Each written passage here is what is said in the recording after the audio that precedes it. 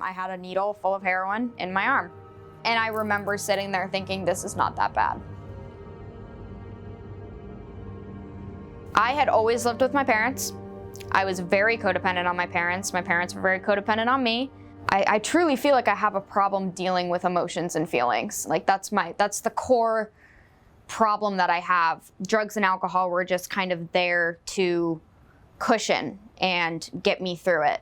I was very spoiled, so I got everything that I wanted when I wanted it. And it wasn't until 10 or 11 years old that it started getting really dark and scary, and to the point where I wanted to tell my parents, like, I think something's wrong because I shouldn't be having these thoughts. So they ended up taking me to a psychologist and they put me on antidepressants. And that was kind of like my first introduction to any sort of substance that made me feel different. I had a lot of anxiety, so they ended up putting me on Xanax.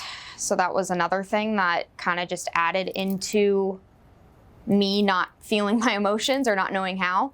And then when I was 12, I got diagnosed with something called endometriosis and polycystic ovarian syndrome, which is fancy words for saying that my uterus and my ovaries hate me and they hurt a lot. And they immediately started me on painkillers, Percocet right away. The pain got worse. They would up the dose of the pain medication. I started acting out more, so I got put on more medication. It was Adderall, and oh, she has ADD, manic depressive, so then it was, another antidepressant, more Xanax, sleeping pills. So I basically had a medication for every hour of my life that grew into, how I dealt with everything. Those feelings and those emotions and the fears that I had took over. And I just felt like that was my only purpose and that was my only escape. 30 milligram Percocets, 120 a month, and I'm this size. It still blows me away that they even put me on them at that young. So, when you cut somebody off of opiates, that's not good. Screaming and just absolutely dying because the physical pain is so bad, and it's like, okay, well, what's gonna take it away? I didn't have any other way of getting the pills that I needed. I had never done heroin, and it was kind of like, well, this is the next step, it's cheap. So I got out of my psych hospital and I took an Uber down to 43rd Ave Indian School. I got there and within 10, 15 minutes, I had a needle full of heroin in my arm. My parents sent me to so many treatment centers, and once I found out what it was about, I was like, oh, I can't get loaded anymore? Well, that sucks, because I don't want to feel my feelings. I don't want to have emotions. I don't want to do any of that. I look at these treatment centers and I'm like, wow, it's such a business. Like, they do not have your best interest at heart. I didn't have anything. My parents had kind of just let me go. And I said, when I want help, I will reach out. So I was basically living in a trap house, shooting heroin and smoking meth all day, every day. The fucked up thing about it is there were kids there. I would just use more. I saw people beaten. I saw people shot. I saw people being burned alive. And it got to the point where, I was raped multiple times. I guess one of the guys was like, well, I need to test her out, and see what kind of price, what I can get for her. I was almost sold into sexual slavery. And it's scarier than me just overdosing and killing myself. This is gonna be a whole new thing. I can't do this. I'm not that person. I think because they didn't think that I knew. And I was like, yeah, I'm just gonna go to the ATM. I'll be back. Does anybody need anything? And they're like, no, we're all good. And that's when I met my ex-boyfriend at Circle K, and I escaped and I got out of it. I had to use. It was a need. It had become more important than eating, sleeping, anything else. It's how did I get here? How? So it took me a while. I was in probably 5 or 6 different treatment centers. And I had been to, the ones that put chocolate on your pillows. And then I've also been to ones where there's cockroaches crawling around everywhere. It didn't matter. The equine therapy and the rock climbing and the yoga, that didn't keep me sober. The only thing that I needed was to get loaded. That was going to fix everything. My mom came to pick me up after I had been out. She was like, all right, I'm gonna take you to sober living. We're gonna do this. And I was like, I need to get high first. You know, my parents knew that they could not save me, and that if I was going to get loaded, like, I had to do it on my own. They were not going to be there to support me in that. And I said, okay, well, I'm going to go get loaded. And she said, okay, call me if you want help. She drove home, and I started walking to 43rd Ave Indian School from Mesa. I had fuzzy slides on. I had like pajamas on pretty much. It was not good. This older guy in a big pickup truck asked me where I was going, and I told him, and he ended up giving me money and drove me all the way to 43rd Ave Indian School. You know, he told me to take down his number, and if I ever needed anything, I would just provide him with whatever he needed, and then he would give me whatever I wanted.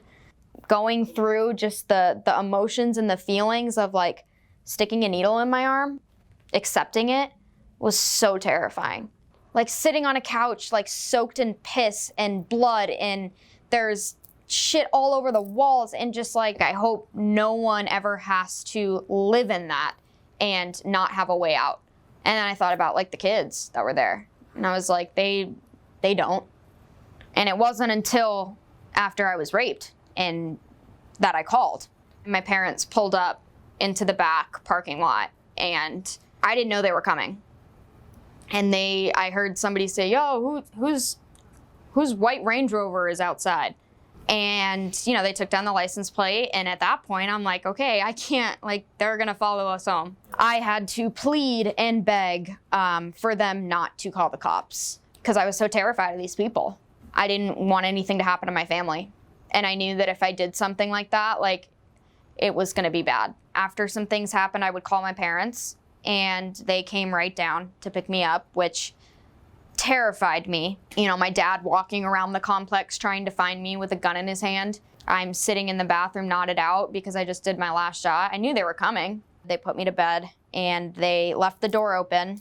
One of my dogs, he came in, and I was, you know, struggling to breathe and turning blue, and he started freaking out, started barking, ran to my parents' room, jumped on my mom, and my dad threw me over his shoulder, and they drove me to the ER. They Narcaned me like 6 or 7 times. They told my parents, listen, you need to call family. You need to set up arrangements because she's not gonna make it. I just remember like seeing above my body while I was in the ER, and just doctors and nurses all around me, sticking things in me and, you know, putting tubes down my, like, kind of just like all the chaos of it. I had popped all the blood vessels in my eyes. I couldn't see. I guess I had popped my eardrums. I couldn't hear. I literally thought I was blind and deaf. I just remember like how my parents were, the absolute brokenness of them, and like the brokenness of me too. The trauma that I experienced is, you know, it's still in me. I have PTSD, severe. I take medication at night so I don't have night terrors anymore. I couldn't do anything by myself. My mom had to shower with me. My mom had to sleep with me. My mom had to go to the bathroom with me. Like, I was so terrified of being alone. And so now, like, I still live with that. You know, these night terrors that I've had it's basically reliving everything that I went through. So I have to do therapy, and it's hard. It's hard reliving all of it. I have to do it in order to be able to help somebody else. And through like my therapy and through the steps. But I mean, getting sober was not easy. For a while, I didn't want it. I didn't know what it looked like, so I didn't want it. And it wasn't until somebody kind of told me, okay, you can't run your life, so let somebody else run it for you for a little bit. See how that works. For me to not be going back home to my parents' house was like, oh my God, like, I'm gonna be on my own? Are you kidding me? Which is nuts, because I was literally homeless and like living on my own before when I was using, but for some reason, like, it was so scary to like go into this territory of like healthy and like happy and sober. And like for a while I was like, I don't think I could do that. And then I kind of just gave up and was like, yeah, okay. And it like became a reality of like, I might be able to do this. Like, I might be able to live sober. The program taught me to grow up. that it's plain and simple. Like, I was such a child. Like, I literally had no idea how to do anything without like my parents' help. Going to a meeting and like having a schedule, like that was all new to me. Like, I had no idea how to live. So that's what this program gave me, is like the tools and like the guide to how to live. And I look at my life today. I live with my boyfriend in a beautiful apartment. We adopted a dog in the beginning of April, and like I have this little family, and it's beautiful. The connection and the relationship that I have with my parents today is incredible. My parents are very involved in another recovery group called Parents for Addicted Loved Ones. They run their own meeting, and they help other families of addicts. They've learned how to support me and not enable me. You know, I never thought that I would go a day without putting drugs or alcohol into my body. Like, I just didn't think it was possible. The fear of doing well, or of rejection, or, you know, there's so many of these fears and these emotions and these feelings that we all share. And that's what this program taught me. It taught me that, like, it's okay to feel anxious and it's okay to feel scared and angry. I just don't let myself sit in it anymore. So it's like today I just am so grateful for what I have. I'm grateful that I'm able to be a sponsor. I'm able to be a sponsee. But like, I do the things that I do today because I want to do them. I show up.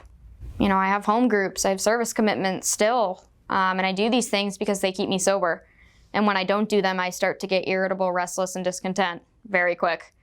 I lost my job probably like a month and a half ago, and I haven't been working, and it's been hard. It's definitely not my idea of like, I have to be busy. So for me not to be working and just like waking up and like not having anything to do, it's scary. But like, I have the tools to be able to get myself out of that. You don't let things affect you so much. And like, you know that everything's gonna be okay, like no matter what happens. I lost my cousin in February to this disease. He took his own life, he shot himself, and I went through that. You know, it was hard. It was really hard seeing another one go. Like another person become a statistic from this disease. In the past month, I've had 3 friends OD and die. And it's like, it breaks my heart because that was me. You know, that very easily could have and could be still me. If I don't do the things that I'm told, and if I don't take these suggestions and work this program to the best of my ability, like, that will be me. I have no doubt in my mind, if I ever use heroin again, I will die. Because I already did. You take 18, 19 months off and go back to that, it's not gonna be a good thing. I carry Narcan with me. If I see somebody on the street that looks like they need it, I hand it out. Narcan saved my life, so I try and at least help somebody out there. So like, I just try and do the next right thing. You know, I'm no different than anybody else. I just do what is asked of me, and like, somehow my life is okay, and like, I feel okay. It's strange, but it works. Detox to Rehab wants to help as many people as possible, and do it the right way. Please subscribe, comment, and like our channel. Thank you for watching.